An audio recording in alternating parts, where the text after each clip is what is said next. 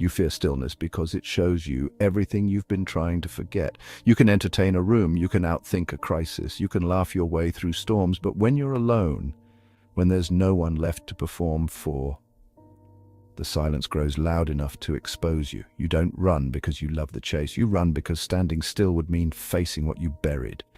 You've made momentum your identity.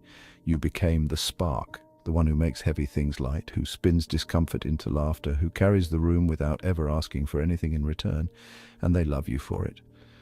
But what happens when you can't outrun the ache anymore? What happens when the applause fades and the only voice left is the one you've spent years silencing?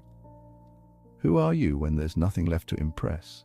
Who are you when there's nowhere else to go? You didn't just become fast, you became addicted to escaping yourself. Every clever idea, every new venture, every impulsive pivot was another mile between you and the truth.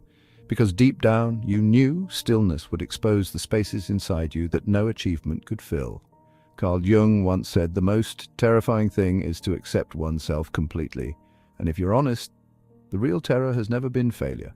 The real terror is that if you stop performing, if you stop dazzling, someone might see the parts of you even you don't want to see, and worse, you might have to see them too. The trickster inside you, the one who laughs, improvises, adapts, was never just playing. He was guarding the gates to your shadow, and the shadow is patient. It smiles when you pivot.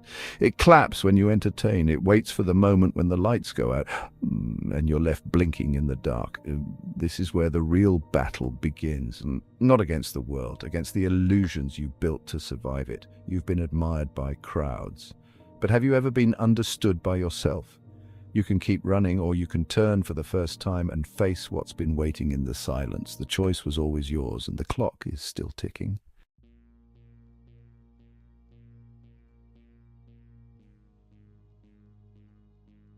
You can only sprint for so long before the ground starts pulling at your feet. At first you call it a rough patch, a slump, a season of low energy. You tell yourself you just need a new goal, a new project, a new thrill. But deep down you recognize the feeling. It's not exhaustion from doing too much, it's exhaustion from running too far, away from yourself. You're not chasing dreams anymore, you're chasing distance. You weren't just building, you were escaping. You weren't just creating, you were camouflaging. And now, for the first time, even the distractions are starting to feel hollow. The cleverness that once dazzled now tastes like dust. The noise that once saved you now rings empty. The momentum you once worshipped now drags behind you like a heavy chain. And here in this strange and terrifying quiet, you are faced with the one thing you spent a lifetime evading. Not failure, not irrelevance, yourself. Carl Jung wrote, "One does not become enlightened by imagining figures of light, but by making the darkness conscious. And your darkness has been patient. It has watched you create empires on quicksand. It has watched you laugh while your heart starved." There's a story ancient tribes tell of a man who tried to outrun his own shadow. Faster he sprinted across fields and rivers, through forests and deserts, but no matter how hard he pushed, the shadow stayed. Until he collapsed beneath a tree, too weak to lift his head. And only then, only in the collapse, did the shadow vanish. He didn't need more speed, he needed to surrender. How long have you been sprinting from your own shadow? How many dreams have you abandoned mid-run? How many parts of yourself have you left gasping behind you? Stillness isn't the enemy. Stillness is the teacher. Silence isn't emptiness. It's revelation. It isn't comfort that breaks you. It's truth. And truth doesn't arrive with fanfare. It arrives quietly when there are no more distractions left to hide behind. You thought moving faster would save you, but it only postponed the inevitable meeting. And now, here you are. No script, no audience, no escape hatch, just you. And the parts of yourself you thought you buried too deep to ever find again. The collapse isn't your end, it's your beginning. If you have the courage to stay,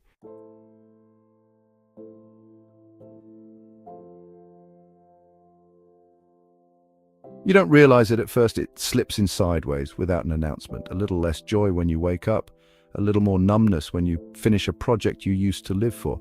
You tell yourself it's a phase, a seasonal thing, a cost of doing big things. You try to sprint harder, think faster, laugh louder, but deep down you know The fuel you've been burning all this time wasn't infinite. It wasn't passion anymore. It was escape. You reach for the old tricks, the new ideas, the witty distractions, the dopamine hits of momentum, but they don't hit the way they used to. They pass through you now like water through cupped hands. And somewhere in the tiredness between one more attempt at brilliance, you catch yourself in the mirror. Not a physical reflection, something deeper, a flash of your real self staring back. And for a heartbeat, you realize you don't recognize who you've become. You're still moving, you're still performing, but the energy isn't coming from possibility anymore, it's coming from panic. It's the moment the fast mind dreads more than anything, not failure, not criticism, stillness. And in that stillness, the terrifying realization that your cleverness, your speed, your energy, they weren't your essence, they were your camouflage. The exhaustion you feel isn't from doing too much, it's from being too far from yourself. There's a story the old ones told around fires at night about a man who sprinted across mountains, rivers, deserts, desperate to leave his shadow behind, believing that if he could just run fast enough, far enough, he could outrun the part of himself he didn't want to see. But no matter how fast he moved, the shadow stayed, matching him, stride for stride, laughing softly at his fear, until one day, broken and breathless, the man collapsed beneath the branches of a gnarled tree.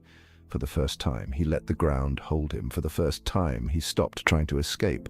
And as he lay there, something astonishing happened. The shadow dissolved. He hadn't needed more speed. He had needed surrender. How many years have you been running? How many versions of yourself have you abandoned just to keep the illusion alive? The mirror refusing to smile back isn't a punishment, it's an invitation. A crack in the armor you've spent a lifetime polishing, and through that crack something ancient and undefeated begins to whisper. You were never meant to sprint forever, you were meant to awaken. The collapse isn't the end of your story. It's the doorway you were always meant to walk through, if you have the courage not to run this time.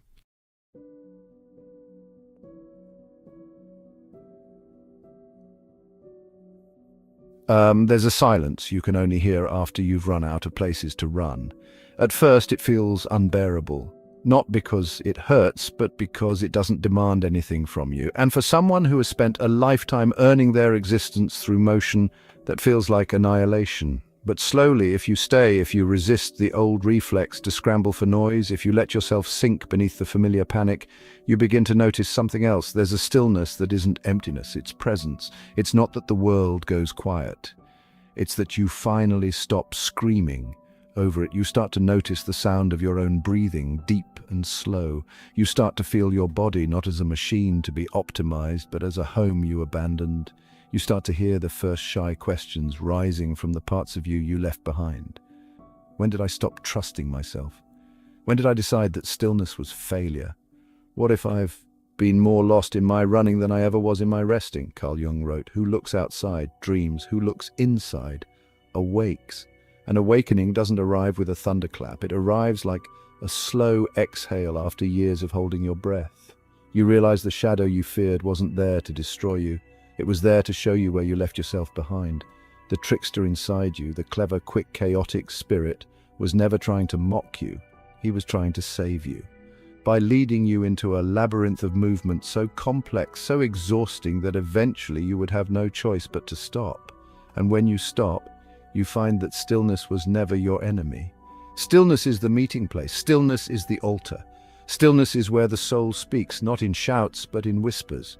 You were never meant to be only fast. You were meant to be whole. The light you've been chasing across distractions, across performances, across miles of noise, it was never somewhere else. It was always here, waiting, patiently burning at the center of your being. It didn't need your cleverness. It didn't need your brilliance. It only needed your surrender.